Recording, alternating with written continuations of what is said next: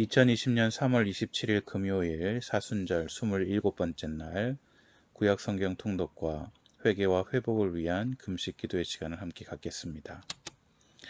기도합니다. 생명의 말씀을 통하여 우리 가운데 살아계셔서 역사하시는 하나님을 찬양합니다.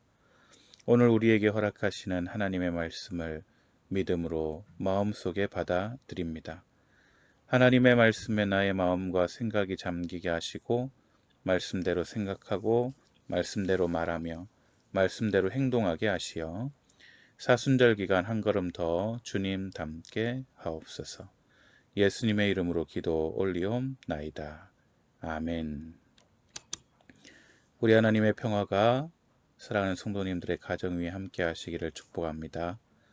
오늘은 사순절 27번째 날 사사기 두 번째 시간 8장에서 14장까지의 말씀을 함께 묵상하겠습니다.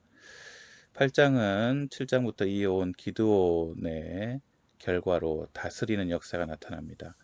기드온이 왕이 되어달라는 요청을 받지만 거절합니다. 왜냐하면 하나님만이 왕이라는 사실을 기드온이 알고 있기 때문입니다. 하지만 기드온이 금으로 에봇을 만들고 그 에봇이 이스라엘 백성들에게 섬김의 대상이 되는 말도 안 되는 일들이 벌어지게 됩니다.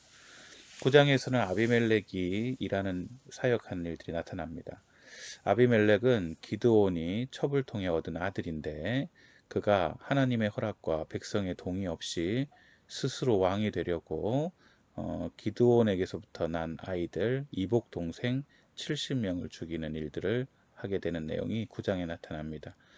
10장에서는 동부전쟁인데요. 돌라, 야일 등 사사 이야기가 나오고요. 이스라엘 백성이 이제 가나안 신뿐 아니라 주변 나라의 신까지 섬기게 되는 일들을 하나님께서 고발하시고요. 블레셋과 암몬이 그들의 대적이 되어 가시가 됩니다. 또한 입다와 그 입다의 서원의 내용이 나타나는데요. 서원의 내용은 전쟁에 나가서 승리를 허락하시면 가장 먼저 맞이하는 사람을 하나님께 드리겠다 서원을 하는데 그만 승리 후 딸이 맞아 드리는 바람에 여호와께 드리는 말도 안 되는 일들을 담고 있습니다. 12장에서는 에브라임이 전쟁에 미참하여 전리품을 받지 못하게 되자 이것 때문에 불평하고 불만하게 되자 다른 여러 지파들이 가혹하게 처벌해서 4만 2천이나 되는 많은 수의 에브라임을 죽이는 일들이 벌어집니다. 입다, 입산, 엘론 그리고 압돈 사사의 이야기가 나오고요. 13장부터 이제 삼손의 이야기가 나타납니다. 삼손은요 유일하게 여러 사사들 중에 수태를 고지한 그런 사사이고요. 블레셋과 대적하여 싸웁니다. 삼손은 날 때부터 나실인으로 하나님께서 구별해 놓으셨습니다. 포도주를 입에 대지 말고 죽은 시체를 가까이 하지 말며 머리를 깎을 수 없도록 그렇게 말씀하신 나실인이었습니다. 14장에서 삼손은 죄악된 결혼을 합니다. 신앙의 부모의 반대에도 불구하고 딥나 출신 블레셋 여인과 결혼을 하게 되는데요. 삼손이 자신의 욕망을 다스릴 능력이 전혀 없는 그런 사람이었고 또 시체를 가까이 해서 나시린의 서약을 파기하는 내용이 나타납니다. 구약 성경 통독 27번째 사사기 10장 13절에서 14절 말씀을 함께 상고합니다. 너희가 나를 버리고 다른 신들을 섬기니 그러므로 내가 다시는 너희를 구원하지 아니하리라. 가서 너희가 택한 신들에게 부르짖어 너희의 환난 때에 그들이 너희를 구원하게 하라 하신지라. 아멘. 그들이 너희를 구원하게 하라. 우리는 하나님을 자비롭고 은혜롭고 노하기를 더디하시고 인자와 진실이 많으신 분으로 알고 있습니다. 인자를 천대까지 베풀며 악과 과실과 죄를 용서하시는 분으로 알고 있습니다만 오늘 본문은 좀 다른 것 같습니다.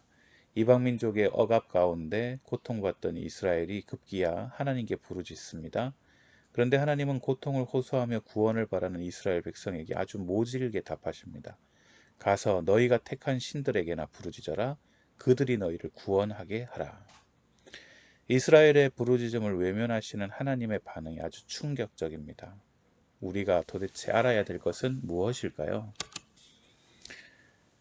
오늘 우리에게 주시는 하나님의 말씀은 이렇습니다. 이방인의 신들을 정신없이 쫓아다녔던 이스라엘 백성에 대해 하나님이 느끼셨던 배신감이 얼마나 큰지를 아주 단적으로 보여주시는 말씀이 오늘의 말씀입니다.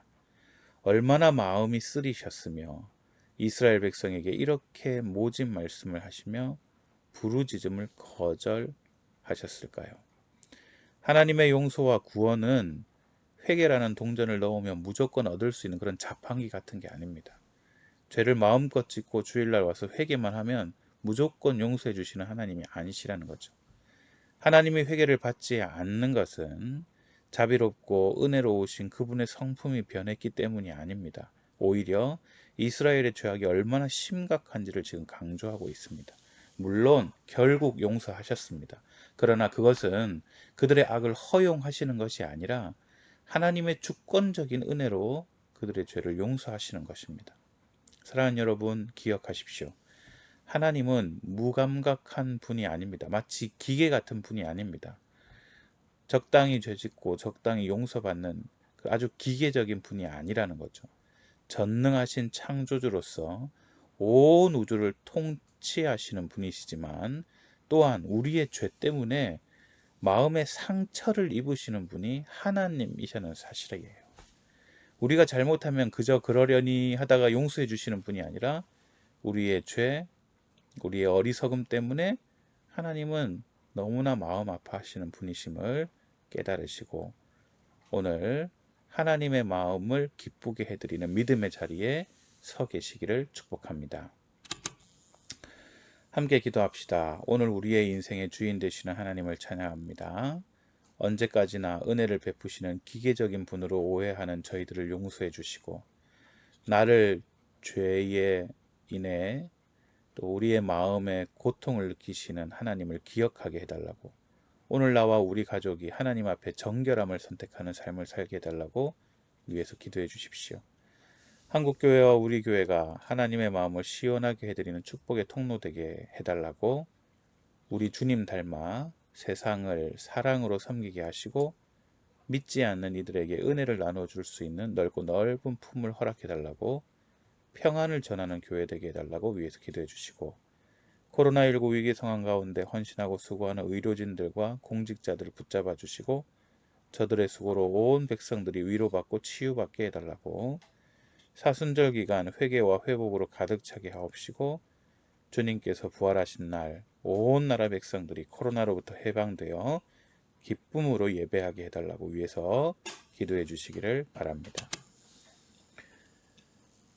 주께서 여러분에게 복을 내려주시고 언제 어디서나 지켜주시기를 원하며 주께서 여러분을 밝은 얼굴로 대하시어 은혜 베푸시기를 원하며 주께서 여러분을 고이 보시어 평화 주시기를 성부와 성자와 성령의 이름으로 간절히 축원하옵나이다.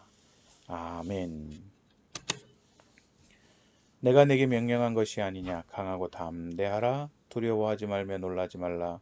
내가 어디로 가든지 내 하나님 여호와가 너와 함께 하느니라 하시니라.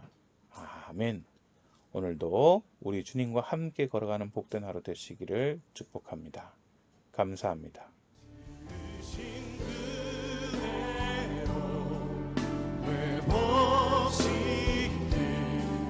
우리의 창조주 그리스도